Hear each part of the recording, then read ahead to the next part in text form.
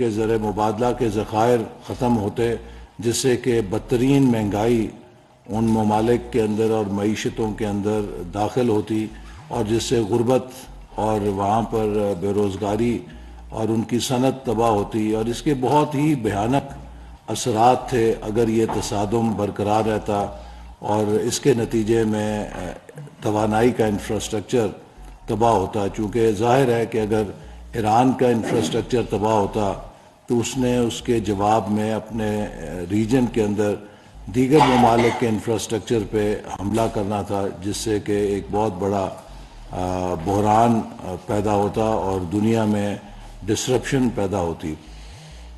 تو اس اللہ تعالیٰ کے فضل و کرم سے جو کوششیں وزیر اعظم شہباز شریف نے کیں اور فیلڈ مارشل عاصم منیر نے انتھک کوشش کی، اس کے نتیجے میں یہ ایک بہت بڑی اللہ تعالیٰ نے عزت دی ہے کہ امریکہ اور ایران دونوں نے پاکستان پر اعتماد کا اظہار کیا، اور ہم دونوں کے شکر گزار ہیں، جس سے کہ یہ تصادم 15 دن کے لیے سیز فائر ہوئی اور ایک دائمی امن کے لیے دروازہ کھلا، جو مذاکرات کی صورت میں انشاءاللہ تعالی پرسوں سے اسلام آباد میں اس کا انعقاد ہوگا، اور اسلام آباد دنیا میں ایک انٹرنیشنل پیس بروکر کے طور پہ دیکھا جائے گا، اور یہ اللہ نے ایک بڑا عزت ہے جسے ہمیں نوازا ہے۔ اور اس سے پاکستان کا جو قد ہے، جو گزشتہ سال آپریشن مارکہ حق کے نتیجے میں ہمیں پذیرائی ملی تھی، میں سمجھتا ہوں کہ اس کے بعد یہ دوسری بڑی کامیابی ہے جو اللہ تعالیٰ نے پاکستان کو دی ہے، اور اس سے ہماری جو انٹرنیشنل سٹینڈنگ ہے وہ بھی بہت بہتر ہوگی، ایک نیشنل برانڈ جو ہے وہ سٹرینتھن ہوگا۔ اور ہمارے ہمسایہ ملک میں آپ دیکھ رہے ہیں کہ کس طرح میڈیا پہ صف ماتم بچھا ہوا ہے، حالانکہ انہیں خوش ہونا چاہیے کہ پاکستان نے صرف خود کو یا اپنے خطے کو نہیں بچایا، بلکہ پاکستان کے اس اقدام سے ہندوستان کی بھی بڑی بچت ہوئی ہے، چونکہ اگر یہ $200 تیل ہوتا تو ہندوستان کے اندر بھی ان کی معیشت تباہ ہوتی، ان کی مہنگائی ان کے اندر بہت بڑھتی، اور ان کے اندر غربت بڑھتی۔ تو دراصل ہندوستان کو تو پاکستان کا شکر گزار ہونا چاہیے، بجائے یہ کہ وہ اس پر صف ماتم بچھائے کہ پاکستان نے یہ کیوں کر اور کیسے کر لیا ہے۔ تو یہ ایک اللہ کا شکر ہے، اور اس سے ہم ایک جو ڈومز ڈے سینیریو تھا اس سے بچ گئے ہیں۔ لیکن بہر صورت جتنا کانفلکٹ ہوا ہے اس نے بھی ایک کاسٹ ہمارے اوپر اور دیگر ممالک 193 معیشتوں کے اوپر اور عالمی معیشت کے اوپر ڈالی ہے، جس سے کہ ایک جولٹ لگا ہے، اور امید ہے کہ ہم اس سے نکل آئیں گے۔ لیکن جب نارملائزیشن بھی ہوگی تو وہ بھی آپ کو معلوم ہے کہ یہ بجلی کے سوئچ کی طرح آن آف نہیں ہوتی، اس میں ایک لیگ ہوتا ہے، اور آہستہ آہستہ قیمتیں جو ہیں اور جو سپلائی چینز ہیں جو ایک دفعہ ٹوٹ جائیں ان کے دوبارہ ریسٹور ہونے میں کچھ وقت لگتا ہے۔ لیکن جو حوصلہ افزا چیز ہے وہ یہ ہے کہ they will go towards pre-war levels rather than کہ اس سے ہم ہائر کاسٹ کا شکار رہیں۔ تو آنے والے وقت میں مستقبل کے اندر جو ان قیمتوں کا رجحان ہے وہ اوپر کی طرف نہیں ہوگا، وہ نیچے کی طرف ہوگا، اور یہ ایڈجسٹ کریں گی دوبارہ پری وار لیولز کی طرف۔ تو اس سے ہمیں مستقبل میں سپیس ملے گی۔ میں سمجھتا ہوں کہ اس وار نے اگر جتنا بھی عرصہ یہ رہی 1 مہینہ، اس نے ہماری ولنریبلٹیز کو بھی ہمارے سامنے اجاگر کیا ہے کہ ہمیں اس سے سبق سیکھنا ہے کہ ہماری کیا ولنریبلٹیز ہیں۔ سب سے پہلی جو ولنریبلٹی ہے وہ ہماری ڈپینڈنس ہے آن امپورٹڈ فیول، تو اس کو ہمیں کم کرنا ہے تاکہ ہمارا جو توانائی کا شعبہ ہے اس کا زر مبادلہ پر اور بین الاقوامی قیمتوں پر کم سے کم انحصار ہو، اور ہم کسی بین الاقوامی منڈی میں تیل کی قیمت کے سائیکل سے کم متاثر ہوں۔ اگر وہ اوپر کی طرف جائے تو ہمارے لیے وہ بہت زیادہ نقصان کا باعث نہ ہو، لہذا ہمیں اپنے مقامی ذرائع جس میں کہ ہائیڈل پاور ہے، اس میں سولر ہے، اور ان چیزوں پر توجہ دینی ہے۔ پھر یہ دیکھنا ہے کہ ہم اپنی مقامی تیل اور گیس کی ایکسپلوریشن کو اور ایکسٹریکشن کو کس طرح اضافہ کر سکتے ہیں. تو جو ہماری ڈپینڈنس ہے آن امپورٹڈ فیول اسے ہمیں کم کرنے کی ضرورت ہے. دوسری چیز جو ہمارے سامنے آئی وہ لاجسٹکس کی بھی ہے کہ لاجسٹکس بھی اور فریٹ کے بھی چیلنجز ہمیں نظر آئے کہ کس طرح سے جب ڈسرپشن ہوتی ہے تو فریٹ کس طرح متاثر کرتا ہے. اور اس میں جو ایک بہت ہماری کمزوری سامنے آئی وہ پاکستان نیشنل شپنگ کارپوریشن کا اپنا ایک فلیٹ نہ ہونا اور ہمارا غیر ملکی بحری جہازوں پر اور کمپنیوں پہ انحصار جس کی وجہ سے ہم ان پہ ڈپینڈنٹ تھے اور ہم زیادہ اس سے ایکسپوز تھے. تو یہ وہ کریکٹیو میجرز ہیں جو ہم مستقبل میں انشاءاللہ اٹھائیں گے اور ان کو تیزی کے ساتھ ان پر کام کریں گے. تیسری چیز جو میں ہمیشہ سے کہتا آیا ہوں کہ پاکستان کی اکنامک ساورینٹی اس کا تعلق 200% ہمارے ایکسپورٹ کے پوٹینشیل پر ہے. اور میں آپ سب ماشاءاللہ قابل قدر بھائی ہیں, پاکستان کے میجر سٹیک ہولڈرز ہیں, اکانومی میں کنٹریبیوٹ کرتے ہیں, لیکن آپ دیکھیے کتنی شرمناک حقیقت ہے کہ 90 لاکھ پاکستانی جو بیرون ملک ہیں وہ 40 ارب ڈالر زر مبادلہ کنٹریبیوٹ کرتے ہیں پاکستان کی معیشت میں. 90 لاکھ بیرون ملک مقیم پاکستانیوں کی کنٹریبیوشن پاکستان میں 40 ارب ڈالر زر مبادلہ کی ہے. لیکن 240 ارب پاکستانی جو گھر پہ بیٹھے ہیں, 240 ملین یا 24 کروڑ,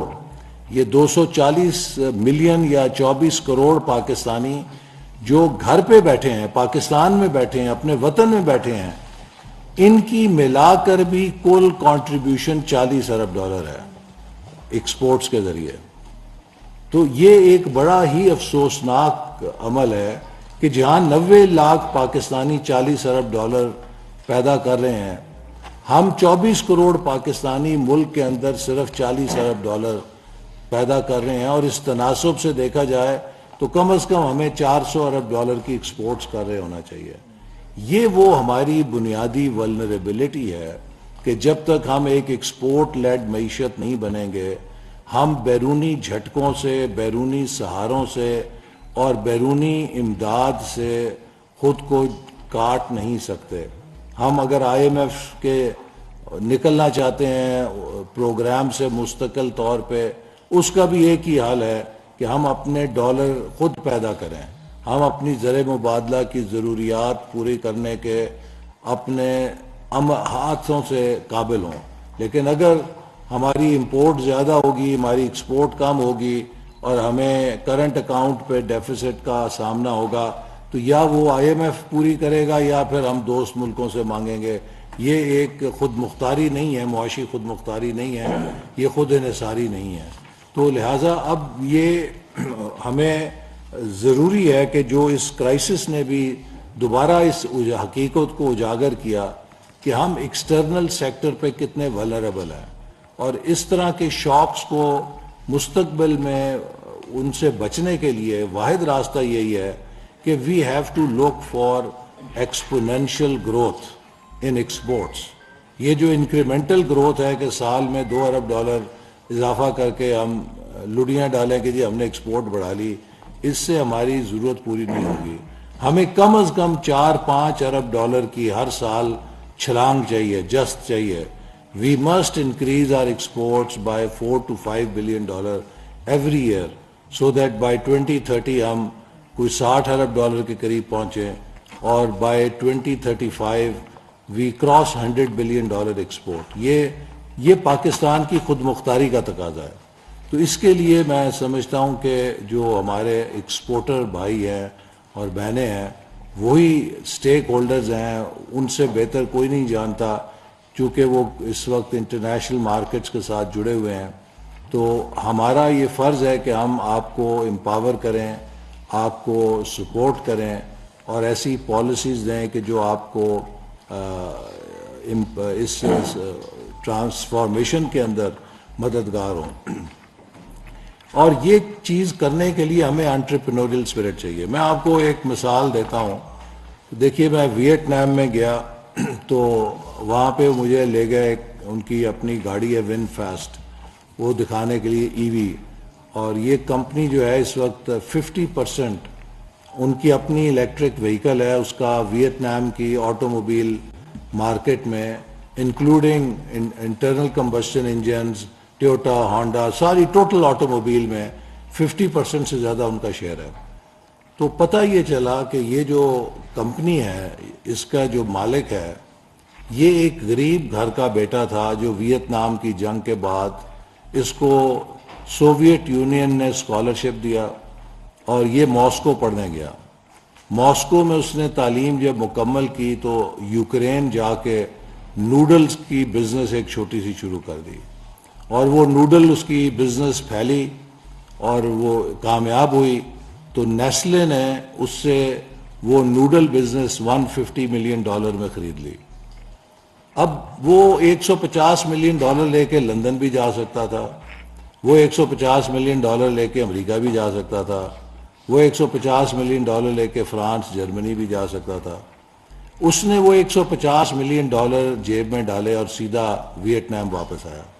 اور ویت نام آ کر اس نے ریئل اسٹیٹ پروجیکٹس پہلے شروع کیے، اور اس کے بعد نئے طرز کی تعمیر کی، نئی سٹیز بنا کے دی لوگوں کو، اور پھر رفتہ رفتہ اب وہ یہ کہتے ہیں کہ اگر آپ ویت نام میں رہتے ہیں تو ممکن نہیں ہے کہ آپ زندگی میں ون گروپ سے کراس کیے بغیر آپ زندگی گزار سکیں، کیونکہ ون گروپ کی سپر مارکیٹس ہیں، ون گروپ کے سکول ہیں، ون گروپ کے کالجز ہیں، ون گروپ کی یونیورسٹی ہے، ون گروپ کے ہاسپٹلز ہیں،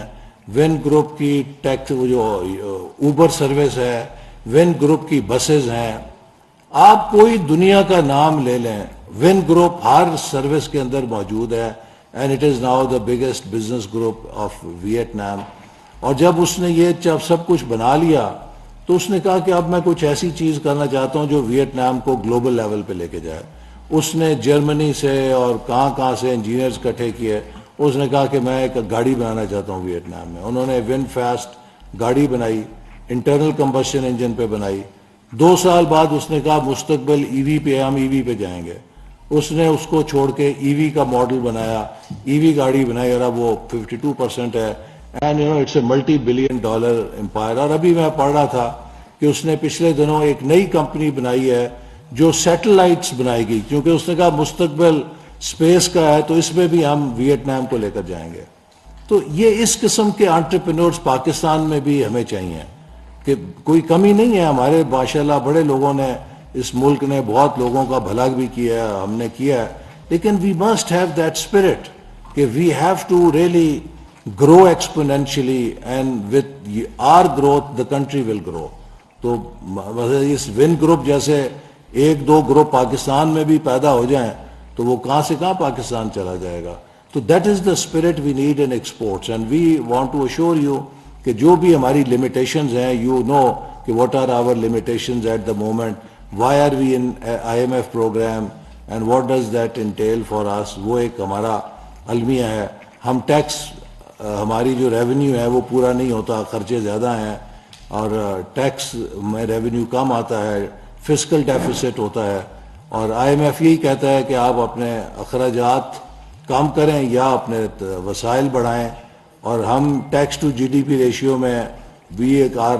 counted among the lowest countries. 16-18% tax to GDP ہے جو ہمارے جیسے ممالک ہیں ان کی۔ تو بہت سے لوگ ٹیکس ادا کرتے ہیں